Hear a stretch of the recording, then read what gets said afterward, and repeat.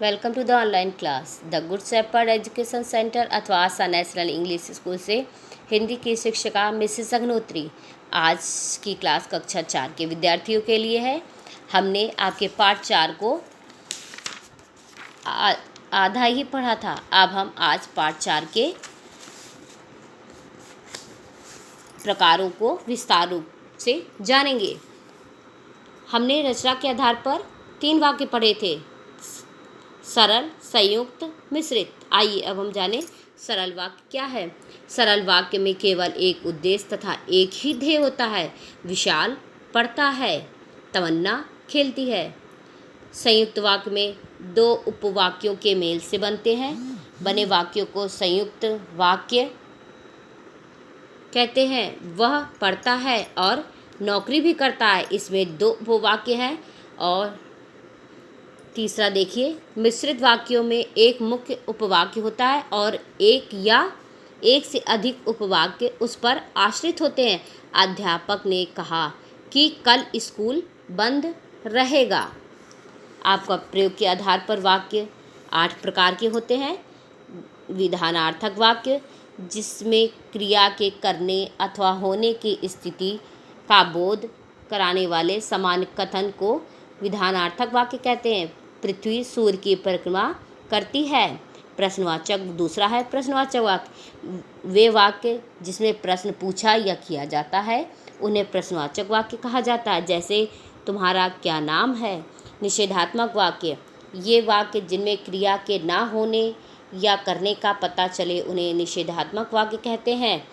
दिलीप से काम नहीं किया जाता। तीसरा है आपका आज्ञार्थक वाक्य, जिस वाक्यों में किसी बात या कार्य के लिए आज्ञा या उपदेश या आदेश या प्रार्थना का पता चलता है। कृपया पत्र का उत्तर शीघ्र दें। इच्छार्थक वाक्य, इसमें इच्छा, आशा, कामना, आशीर्वाद आदि का भाव प्रकट होता है। ईश्वर करे तुम्हें हर काम में सफलता प्राप्त हो। संकेतार्थक वाक्य क्या है? जिन वाक्यों में एक क्रिया का होना दूसरी क्रिया पर निर्भर होता है उन्हें संकेतार्थक वाक्य कहते हैं। बिजली आएगी तो अंधेरा दूर होगा। संदेहार्थक वाक्य, जिन वाक्यों में संदेह या संभावना प्रकट हो उन्हें संदेहार्थक वाक्य कहते हैं। जैसे शायद आज वर्षा हो, इसमें संदेह है, हो भी सकती है वर्षा और नहीं भी। विस्मयादिबोधक वाक्य क्या है? जिन वाक्यों में विस्मय, हर्ष, खुशी, शोक आदि का भाव प्रकट हो उसे विस्मयादिबोधक वाक्य कहते हैं। आह कितनी सुंदर वस्तु है। आइए अब हम आपके पुस्तक से संबंधित एक्सरसाइज को करें।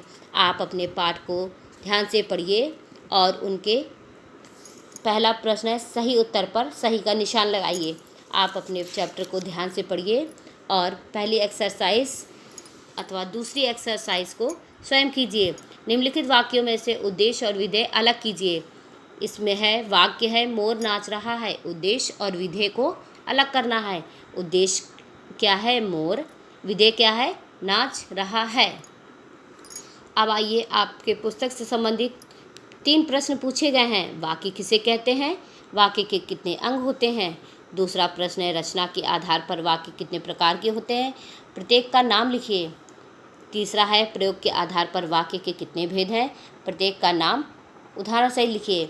आपके पहले प्रश्न का उत्तर पेज नंबर 20। आपके पहले प्रश्न का उत्तर पेज नंबर 20 में दिया गया है, जिसमें पूछा है शब्द किसे कहते हैं, वाक्य किसे कहते हैं? शब्दों के पारस्परिक मेल को जिसे पूर्ण अर्थ प्रकट हो उसे वाक्य कहते हैं। वाक्य के 2 अंग हैं, उद्देश्य और विधेय। ये आपका पहले प्रश्न का उत्तर है। आपका दूसरा प्रश्न पूछा है रचना के आधार पर वाक्य कितने प्रकार के होते हैं, उनके नाम लिखिए। आप उसका उत्तर देखिए पेज नंबर 21 में सबसे ऊपर हेडिंग पड़ी है रचना के आधार पर वाक्य के प्रकार कितने हैं। तो दूसरा प्रश्न है, दूसरे प्रश्न का उत्तर है आपका रचना के आधार पर वाक्य के 3 प्रकार हैं। पहला सरल वाक्य, संयुक्त वाक्य, मिश्रित वाक्य। अब आपका तीसरा प्रश्न है प्रयोग के आधार पर वाक्य कितने भेद होते हैं। हेडिंग पड़ी है, ये आपका तीसरा प्रश्न है। प्रयोग के आधार पर रचना के 8 भेद होते हैं।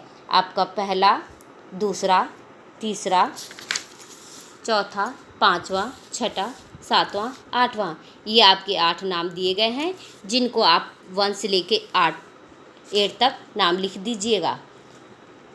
अब आपका पाठ यहीं पर समाप्त होता है। धन्यवाद।